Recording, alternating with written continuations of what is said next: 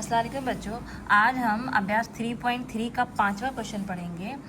किसी समांतर चतुर्भुज के दो आसन्न कोण का अनुपात 3:2 है तो समांतर चतुर्भुज के सभी कोणों की माप ज्ञात कीजिए। चलिए अब देखते हैं क्या है समांतर चतुर्भुज। सबसे पहले हम समांतर चतुर्भुज बनाएंगे, ठीक है।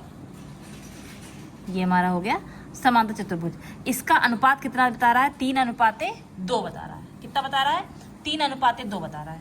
तो 3:2 के लिए हम क्या करेंगे, इसको 3x मान लेंगे, ठीक है, और इसको 2x मान लेंगे, ठीक है। तो अनुपात, और कह रहा है कि आसन्न कोण का अनुपात। आसन्न कोण जानते हैं किसे कहते हैं? इसको कहते हैं ये अगल बगल, ये आसन्न कोण है, ये दोनों आसन्न कोण है, और ये दोनों आसन्न कोण है, यानी ये दोनों आसन्न, यानी इसका कितना हो जाएगा 3x, ये हो जाएगा 2x, ठीक है। अब फिर इधर है तो यहाँ 3x, यहाँ हो जाएगा 2x, है ना। 3:2 इधर भी आ रहा है, इधर भी आ रहा है, इधर भी आ रहा है, ठीक है। आरी बसन में ये सारे क्या हो गए? आसन्न कोण हो गए। अब हम एक चीज करेंगे कि समांतर चतुर्भुज के चारों कोणों की अंदर, चारों कोण जो अंतः कोण है वो 360 आते हैं, तो इन सबको हम जोड़ देंगे। कैसे जोड़ेंगे? सबसे पहले क्या लिखेंगे? 3x प्लस लिखेंगे 2x प्लस लिखेंगे 3x प्लस लिखेंगे 2x। इन सबको जोड़ेंगे तो आएगा 360। कितना आएगा? 360। अब हम क्या करेंगे, इसको जोड़ लेंगे तो कितना हो जाएगा? 3 2 5, 5 3 8, और 8 और 2 10। कितना हो गया? 10। और x, देखिए जब x जुड़ता है तो क्या कहते हैं, संख्याएं जुड़ जाती हैं और x अकेला अपने आप लिख जाता है, ठीक है। आ रही बात समझ में? और बराबर, इसको जोड़ चुकी हैं तो इसके आगे क्या था? बराबर था, तो बराबर लिखेंगे और कितना लिखेंगे? 360 लिख देंगे, ठीक। अब आप इसको कट करना जानते होंगे, ठीक है। x को हम इधर ही रखेंगे, इधर हो जाएगा 360, और ये x गुणे में है, बराबर की कोई चीज उधर जाती है तो गुणे में है, यहाँ पे क्या हो जाएगा? भाग में हो जाएगा, या नीचे पहुंच जाएगा, ठीक।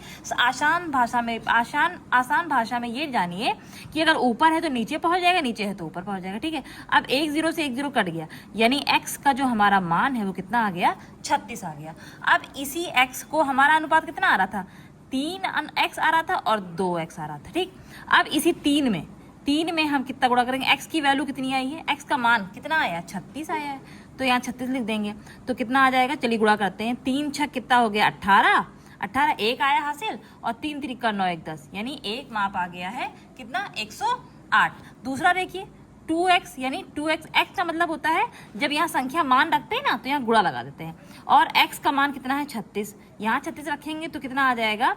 2 6 12, 2 हासिल है 1, 2 3 6 7, यानी 108 और 108 और 72 आंसर आ रहा है। तो यहाँ 3x की यहाँ पे हम यहाँ क्या करेंगे, देखिए फिर से हम बनाएंगे माप। यहाँ कितना है? 3x यहाँ पे कितना आ रहा था? 108, ये हो जाएगा 72, ये हो जाएगा 108, है ना, क्योंकि यहाँ देखिए 3x था ना, जहाँ 3x है वहाँ 108 आ जाएगा, और यहाँ हो जाएगा 72। यही हमारा आंसर हो जाएगा, ठीक है। दोनों माप हमारे आ चुके हैं। Thank you.